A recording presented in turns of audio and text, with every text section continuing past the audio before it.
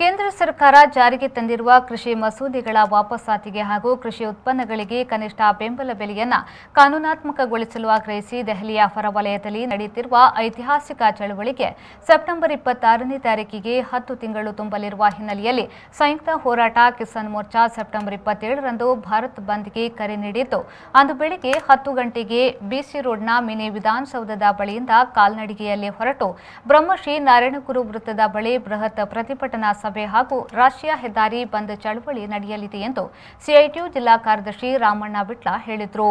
ಸುದ್ದಿಗೋಷ್ಠಿಯಲ್ಲಿ ಮಾಹಿತಿ ನೀಡಿದ ಅವರು, ಕೃಷಿ ಉತ್ಪನ್ನಗಳಿಗೆ ಬೆಂಬಲ ಬೆಲೆಯನ್ನು ಕಾನೂನಾತ್ಮಕಗೊಳಿಸಬೇಕು, ಕಾರ್ಮಿಕ ಮಸೂದೆಯನ್ನು ಹಿಂಪಡೆಯಬೇಕು, ಪೆಟ್ರೋಲ್, ಡೀಸೆಲ್, ಗ್ಯಾಸ್ ಬೆಲೆ ಏರಿಕೆ ಖಂಡಿಸಿ ನಗದೀಕರಣ ಹೆಸರಿನಲ್ಲಿ ದೇಶೀಯ ಸಂಪತ್ತನ್ನು ಕಾರ್ಪೊರೇಟ್ ಸಂಸ್ಥೆಗಳಿಗೆ ಮಾರಾಟ ಮಾಡುವುದನ್ನು ವಿರೋಧಿಸಿ ಡಿಸಿ ಮನ್ನಾ ಜಮೀನು ಅರ್ಹ ಫಲಾನುಭವಿಗಳಿಗೆ ಇನ್ನೂ ಕೈ ಸೇರದಿರುವುದನ್ನು ಖಂಡಿಸಿ ಈ ಪ್ರತಿಭಟನೆ ನಡೆಯಲಿದೆ ಎಂದು ಹೇಳಿದರು.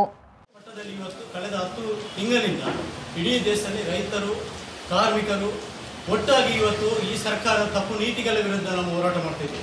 ಇದನ್ನು ಕೆಲವರು ಇವತ್ತು ಪತ್ರಿಕೆ ಮಾಧ್ಯಮ ಕೂಡ ಕೆಲವು ಇವತ್ತು ಏನು ಅದಾನಿ ಅಂಬಾನಿ ಅವರ ಪರವಾಗಿರುವಂಥ ಪತ್ರಿಕೆಗಳು ಇವತ್ತು ಇದನ್ನು ಯಾವುದೇ ರೈತರ ಹೋರಾಟವನ್ನು ಆ ಹೋರಾಟ ರೈತರಲ್ಲ ಗೇಲಿ ಮಾಡುವ ರೀತಿಯಲ್ಲಿ ಈ ರೀತಿ ಅನಿಸಿದೆ. ಇದು ಒಂದು ರೀತಿಯಲ್ಲಿ ನಡೀತಾ ಇದ್ದರೆ ನಿಜವಾಗಿ ಕೂಡ ಇವತ್ತು ಈ ರೈತರು, ಕಾರ್ಮಿಕರು ಹೋರಾಟ ಮಾಡೋದು ಇವತ್ತು ದೊಡ್ಡ ಮಾಧ್ಯಮದಲ್ಲಿ ಬರದಿದ್ದರೂ ಕೂಡ ಸಾಮಾನ್ಯ ಮಾಧ್ಯಮಗಳಲ್ಲಿ ಬೇರೆ ಬೇರೆ ಇದರಲ್ಲಿ ಇವತ್ತು ದೊಡ್ಡ ಮಟ್ಟದಲ್ಲಿ ವ್ಯಾಪಕ ಪ್ರಚಾರ ಆಗ್ತದೆ. ಅದರಿಂದಾಗಿ ಇವತ್ತು ಇಡೀ ಜಗತ್ತಲ್ಲಿ ಇವತ್ತು ನಮ್ಮ ಭಾರತ ದೇಶದ ರೈತರ, ಕಾರ್ಮಿಕರ ಚಳವಳಿಯನ್ನು ನೋಡುವಂಥ ಪರಿಸ್ಥಿತಿ ಆಗಿದೆ.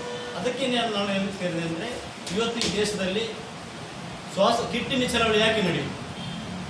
1942ರಲ್ಲಿ ಕಿಟ್ಟಿನ ಚಳವಳಿ ನಡೆದದ್ದೇ ಮಾಡಿಲ್ಲ ಅಂತ ಹೋರಾಟ ನಡೆಯಿತು. ಅದೇ ರೀತಿಯಾಗಿ ಇರುವಂಥ ಈ ಹೋರಾಟ ಇವತ್ತು ಭಾರತ ದೇಶದಲ್ಲಿ ನಡೀತಿದೆ. ಯಾಕೆಂತ ಹೇಳಿದರೆ ಇವತ್ತು ಎಲ್ಲ ಸರ್ಕಾರಿ ರಂಗದಲ್ಲಿರುವಂಥ ಕೈಗಾರಿಕೆಗಳು, ಬ್ಯಾಂಕಿಂಗ್ ಎಲ್ಲವನ್ನು ಕೂಡ ಇವತ್ತು ಈ ಸರ್ಕಾರ ಅಧಿಕಾರಕ್ಕೆ ಬರುವ ಮೊದಲು ಹೇಳಿದರು ವಿದ್ಯಾರ್ಥಿ ಯೋಜನೆ ಚಲನೆ ಮಾಡ್ತಾ ಇದೆ.